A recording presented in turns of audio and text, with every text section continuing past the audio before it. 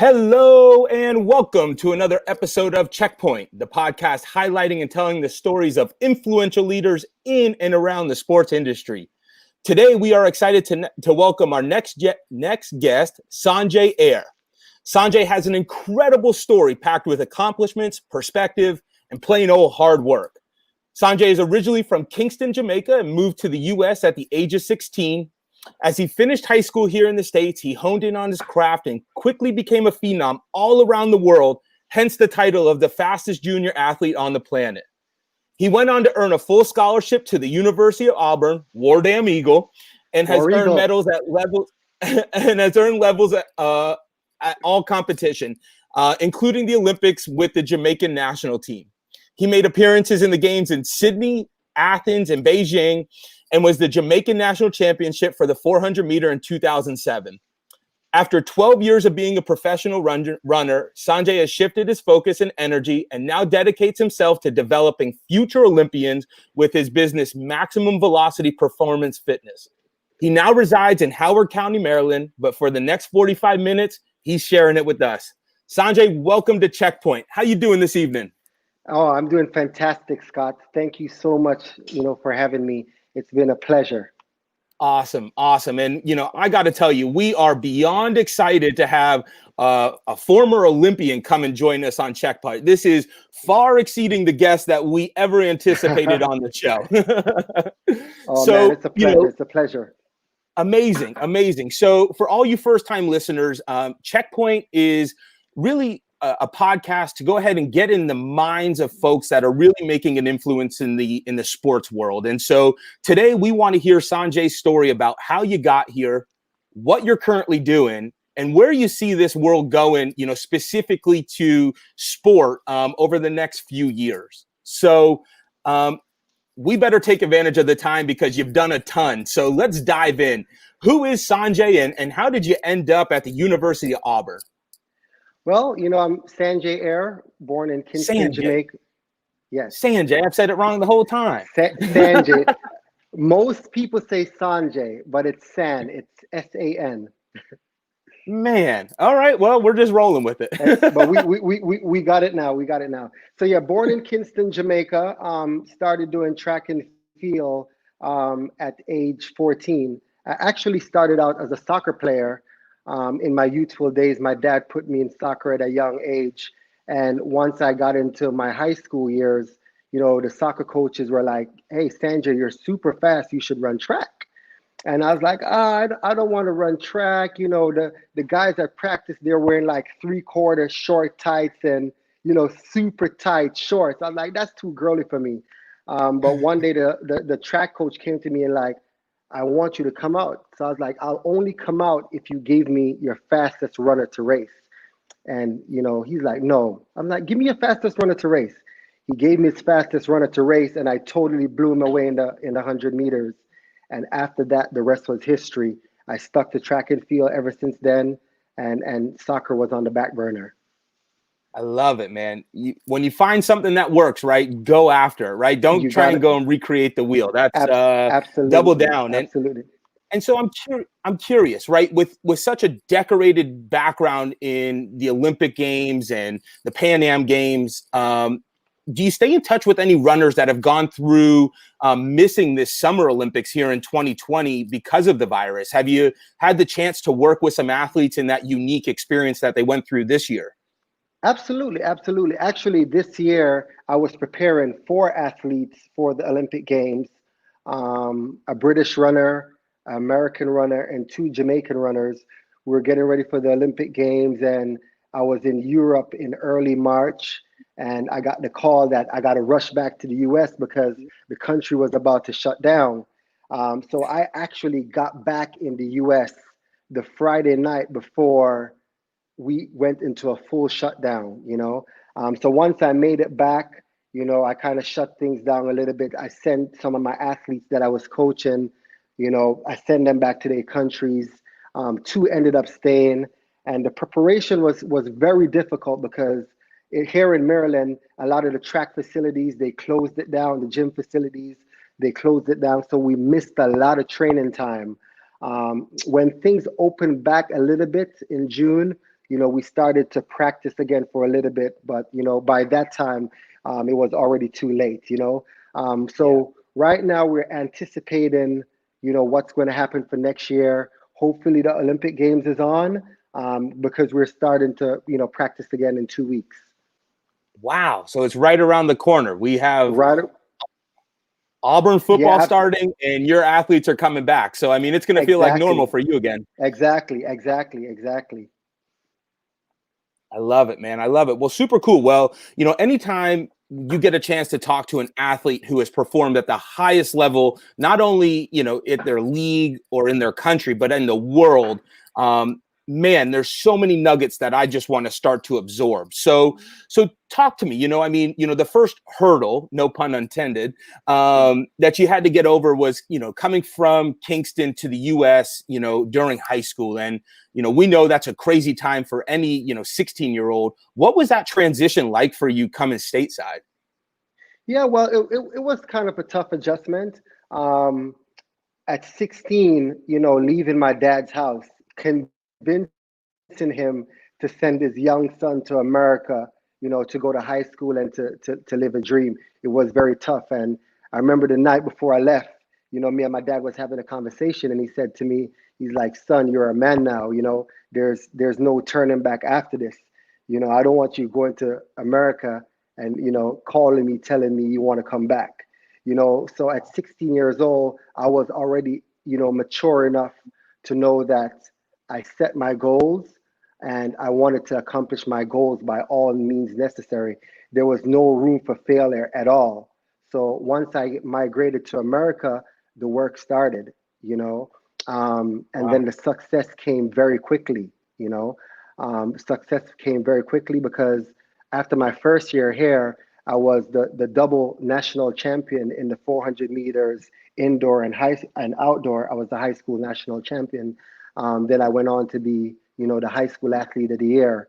Um, that same year, my senior year of high school, I made my first world championship team, with the Jamaican national team. So that was the senior team. I was still a junior athlete meaning under 20, but I made the Yeah. national team for the senior. So I was running with the guys who already went to the Olympics. They were winning medals.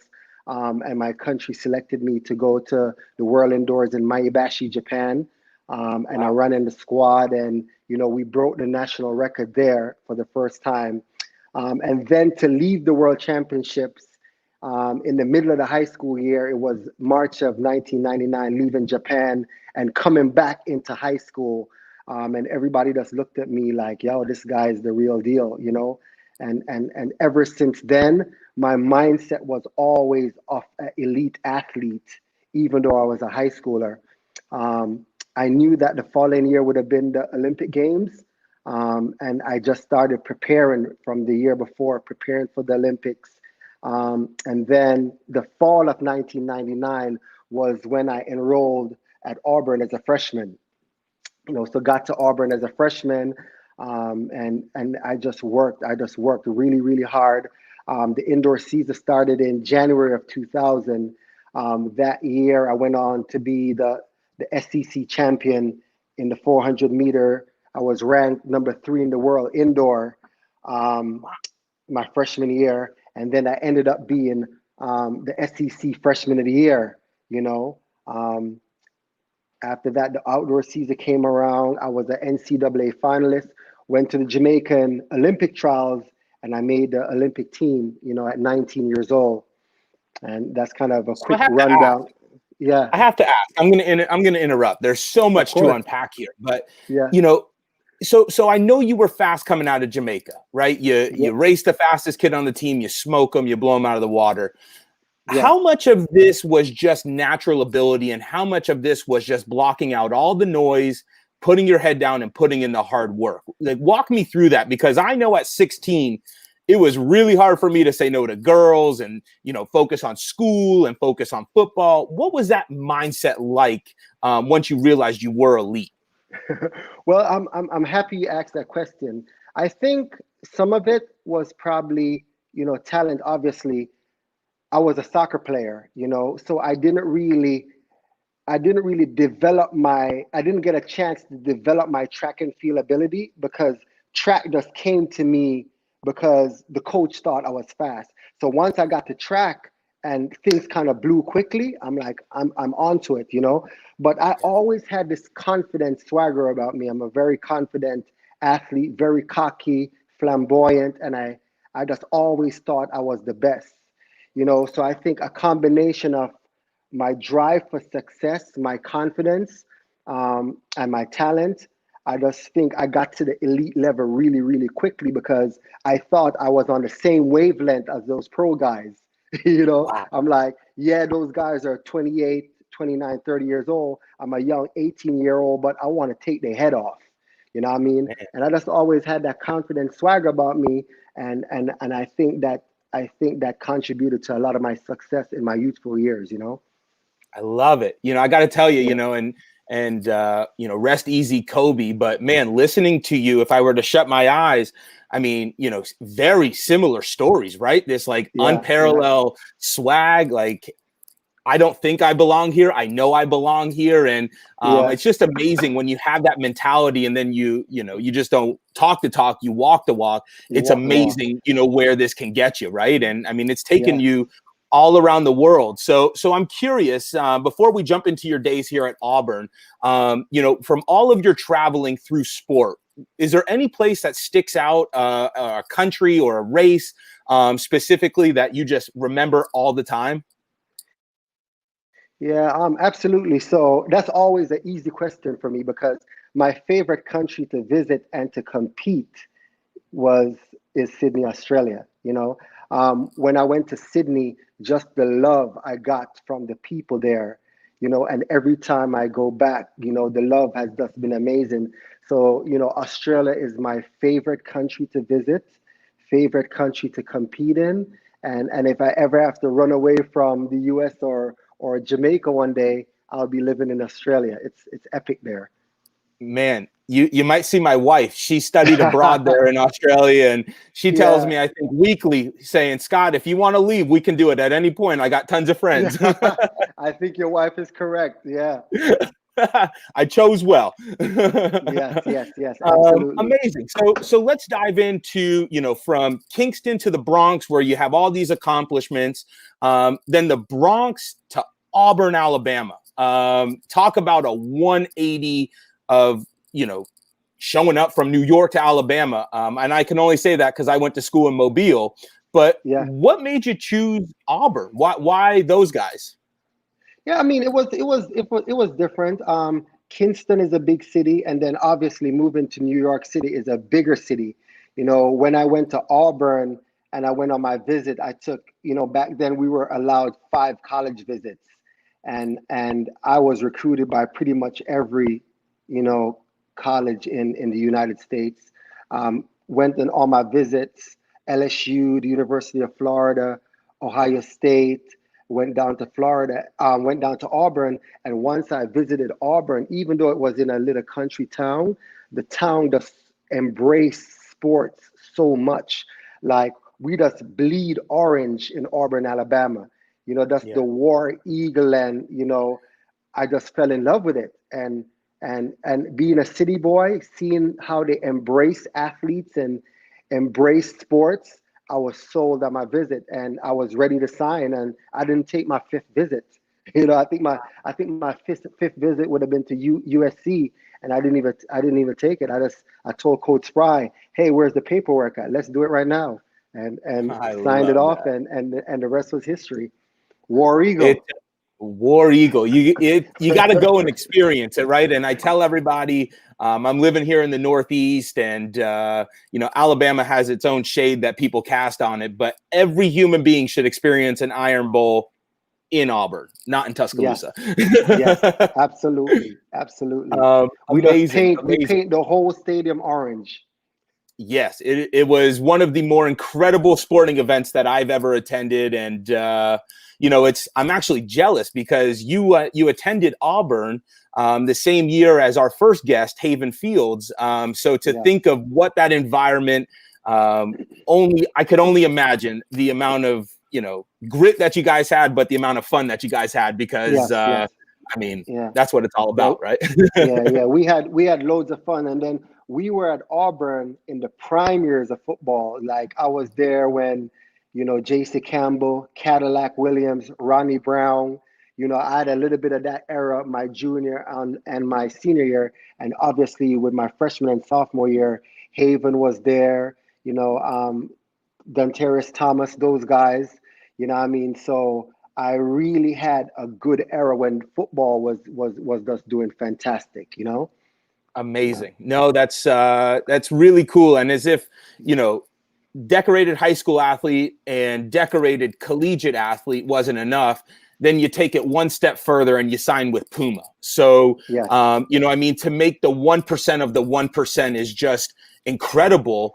Talk me through, college finishing up, how much more did you have to double down on that grind mentality and, hone in on your skill to get it to the next level with Puma, or did that just come natural as well? I wouldn't say it came natural, but after winning the silver in Sydney my freshman year, I was 19, I kind of hit the pinnacle, and I knew at that point all I had to do is just pretty much maintain and get better because I already had set the tone for my career, So by my junior year, I went into the NCAA as one of the favorites, won SECs again. And then by my senior year, the competition got a little bit tougher. Went into the NCAA finals as one of the favorites. I had won my semifinal the night before. And I think I went into the finals extremely confident. I had a lot of the shoe company there. Nike was there. Adidas was there. Puma was in the picture. They were always with me when I was 20 years old. They were the first ones to show interest. My boss, Pascal Rollin. But I ran at the NCAA and I got upset in the finals. I got beat in the finals. And Nike came back. Nike came back with the figure first. You know what I mean? And when I look at the figure, I was like, geez, this figure was not what I was expecting. You know what I mean? Mm-hmm. And then I went to the World Championships in Paris. And when I went to Paris, I met with Puma. And one of my good friends now, Juliette Campbell, she's one of the bosses at Puma. We were teammates at my first Olympics, and she's like, Sanjay, we got to get you on with Puma. You know what I mean? And I showed her the Nike deal, and she said, don't worry about that Nike deal. We're going to get you sorted out at Puma. And that's when I signed to Puma officially in 2003. Got a pretty big deal done, and the rest was history. I've been a part of the family still. Since then, I've retired, and I still do business with Puma. We do joint ventures. They sign a lot of my athletes, and it's just been an amazing journey with the shoe company. We've been family, and yeah, it's been great ever since. Well, let him know Scott Garber wears a size 12, and he's glad to rock some Puma. So if you want to send him this way, I'll rep for you guys. I got you. Obviously, my teammate Usain Bolt, he's a Puma athlete also. So it's good to be a part of the brand. Amazing. Yeah. And, we're going to use that to bridge into your Olympic experience. Obviously getting to run on the teams with Usain and, we know the heroics that he had in Australia, breaking records. What was that experience like, through your lens, being side by side, running with the Jamaican team, which is just, internationally known for greatness on the track? Yeah. No, it was a great experience. In Beijing, our national team, that's where we actually made the transition into stardom. Because my first Olympics, my first and my second Olympics, 2004, we were getting beat up really, really, really bad. You know what I mean? So with 2008, Usain came through as a phenomenal junior athlete, and he brought some momentum into the team. He had broke the world record that same year in June in New York. So when Usain broke the world record, it gave the team a lot of momentum, and we just started to elevate our game. In training camp in Beijing, the whole team, we were just grinding because we know something crazy was about to happen. We know Usain was going to do crazy things. And we got to Beijing, and once he kicked it off, I think the 100-meter finals was the first finals to go off. and he broke the world record in 100 meters jogging. And once that happened, and everybody saw that, it just catapulted everybody, the whole team, to just be aggressive. And we were just winning medals left, right, and center, man. That's destroying the world. And obviously, the brand of Jamaica. Jamaica is a small country of 2.5 million, but we have a strong brand and culture of Bob Marley, and Jimmy Cliff, and some of those great musicians, and we're known for our food and culture. So once we made that impact on Beijing, and the flariness of our dancing, and the whole culture of experiences, the world just fell in love with us, and that just catapulted our country and our team for the next 10 years. We just had a long run with Usain, and everybody followed behind him, and it was great for the country and our culture. Yeah, and everybody has embraced Jamaica ever since. Man, I tell you, I don't want to sound like a bandwagoner here, but I grew up down in South Florida. So I was on the Jamaican patties and the dance hall music before you guys made it cool down there in a way.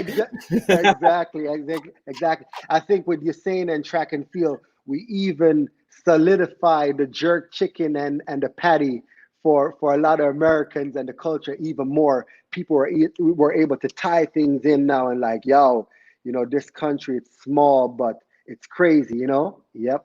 Man, crazy is an understatement, but for all the best reasons, man. For all, and it's quite cool, and I mean, we're going through obviously a ton of shakeup here in 2020, and I think it's really interesting to see the power of sport and what that can do to elevate a country, to elevate a society, and I know for myself that sports is starting to bridge a lot of gaps, right? We're seeing what the NBA is doing. We're seeing what Olympic athletes are doing. And so, I'm curious, as you've transitioned out of sport, how are you continuing your legacy to make an impact to society and to athletes that are now coming up?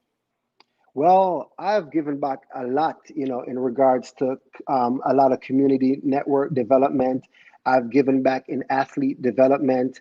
What I've done with my track and field club, Chase Athletics, I went back into the grassroots track and field in Jamaica, went back and I've recruited athletes, took them up from Jamaica, brought them here to America and give them opportunities, signing them on contracts with Puma, and letting them know also that, hey, track and field isn't the only way. I've created job offers for them, got them in jobs, and things that weren't available to them living in Jamaica. I've created many avenues for a lot of athletes, and now they're successful.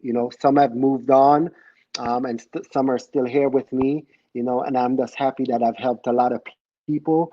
I've worked closely with prostate cancer research, with Prostate Zero in Baltimore. I've given back to the community by going in, talking to a lot of African American men in the community, volunteering my time, doing 5K races over the years for prostate cancer.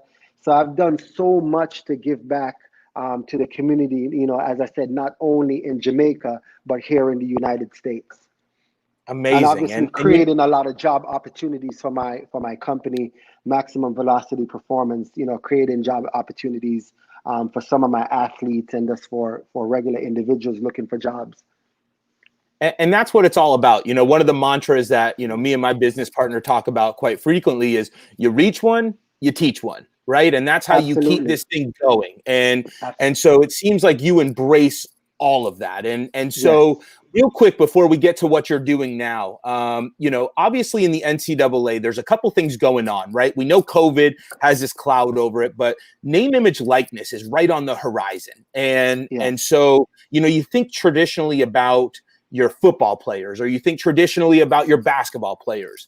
As you have athletes that are going to be in the NCAA, is this a conversation you're having with them around shoe contracts or sponsorships? Are you guys addressing that as it's starting to become more relevant?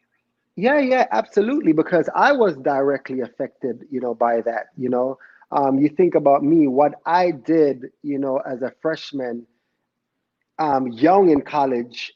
I could have been a professional athlete signing a shoe company deal. Obviously track and field is not as big and lucrative as football and baseball and basketball is. But for me, I could have signed a professional contract in college. And I would have loved if I was compensated in some way where if I could at least get a stipend of $5,000 or $10,000 from the NCAA to help to offset some of my living expenses, to pay my rent, probably send money back home to my family in Jamaica. That would have helped a great deal. But looking back now, seeing that, change is being created and we've been fighting for these changes, even when me and, Haven was at Auburn, we were advocating for these changes. And now to see that the NCAA is actually considering, making changes, to give athletes, some of their likeness and reward them for it. I think it's a great deal because I really don't think it's going to affect their amateur status. Most athletes, obviously, they want that education, and education comes first more than anything else. But compensation is also very important because the NCAA, they're making a killing. They're making an absolute killing from student athletes. So giving back a small percentage, even 1 to 2%, it's not affecting their pockets, Yeah. And I think if we put rules in place saying, hey, if we, give you guys some type of payment, you got to stay in college for at least 2 to 3 years to get your education before you could go off to the pros. But I'm thinking there's many ways we could have that conversation as student athletes, as coaches, as athletic directors and the NCAA, and come together as a common cause and make this venture work. I'm all for it, and I think it should happen, and it's going to happen. And I think it takes voices like yourself, right? Because you bring a lot of perspective and you bring unique perspective to the table as a decorated athlete, and now working back with the future generations of track stars. And so, as we're going through it, it's very interesting to hear the perspective from folks within the organization, folks that are directly impacted by it, and now on the outside looking in on, hey, we went through this experience and this is how we want to make it better. So really, really good insight there. So, well, cool. So now we're sort of up to speed with who you are, what you've done. Tell me about what you're doing now. Tell me about, your business that you're running, and, if you were affected by COVID, what does that look like? Give us into the current day picture.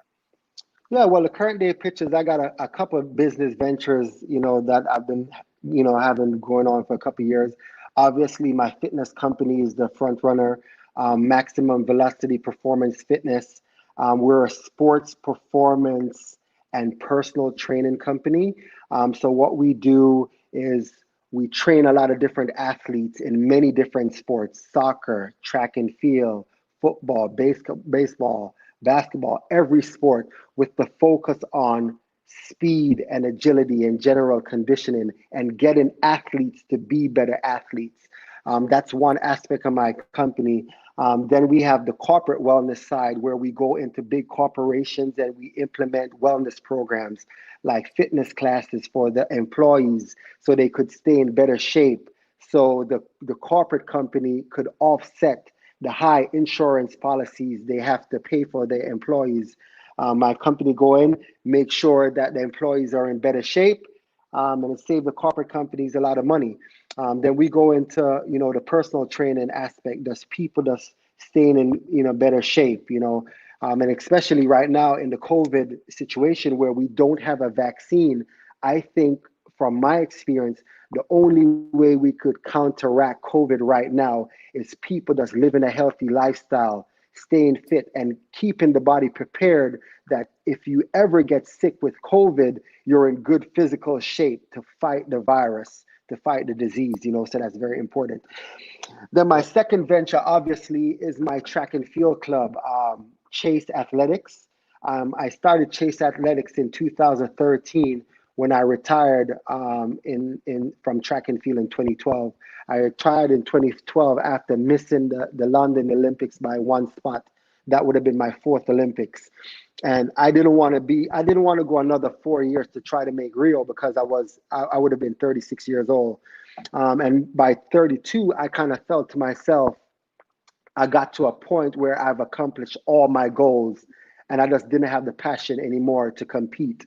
So I was like, you know what? I'm going to start my track club. So I started my professional track club 2013, and I started recruited athletes, and we had the joint venture with Puma signing the athletes. And I'm doing that right now. That's going great. Then the other venture, my brother-in-law, he has a bedding company that has an NBA license, and it's Active Dreamers, and it's a great company. We have all the likeness for all the NBA players, and I support his company as much as I can.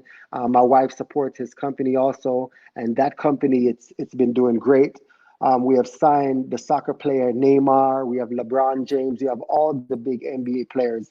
And as I said, that's my brother-in-law's company. If you guys want to check it out, it's activedreamers.com. Phenomenal, And we'll attach the links And here for everybody so they can go ahead and check that out.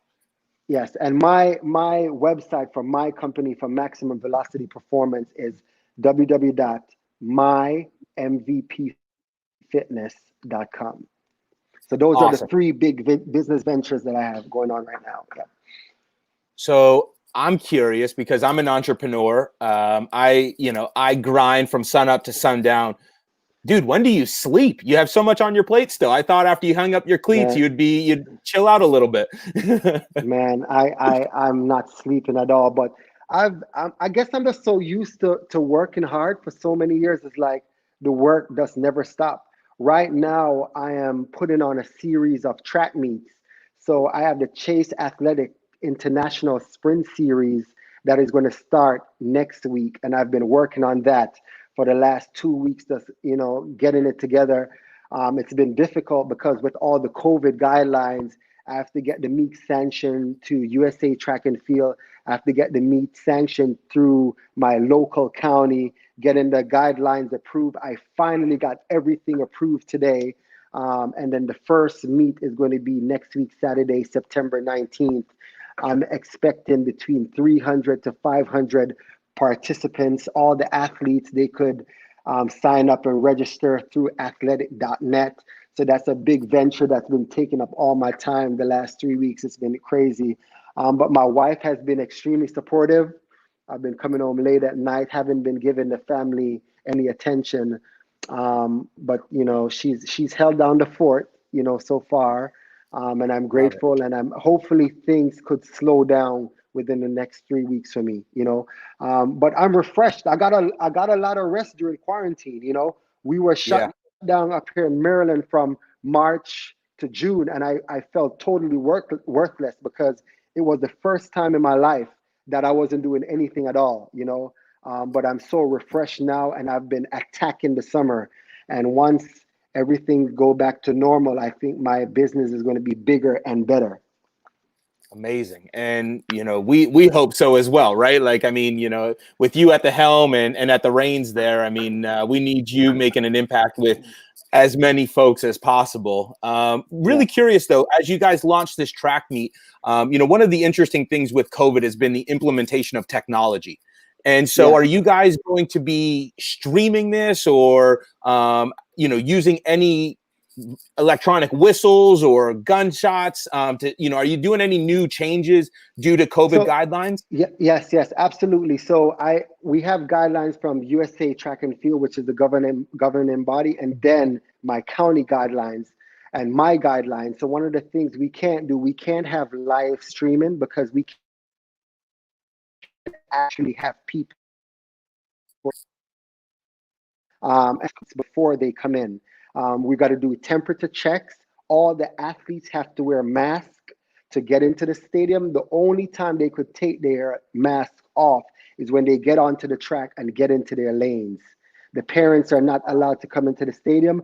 They got to stay outside the stadium and social distance and watch outside from the stadium and watch their kids run. So it's quite difficult, but I wanted to make sure that I created something for the kids because school sports are totally canceled here in Maryland until February of next year. So there's no high school sports, there's no middle school sports.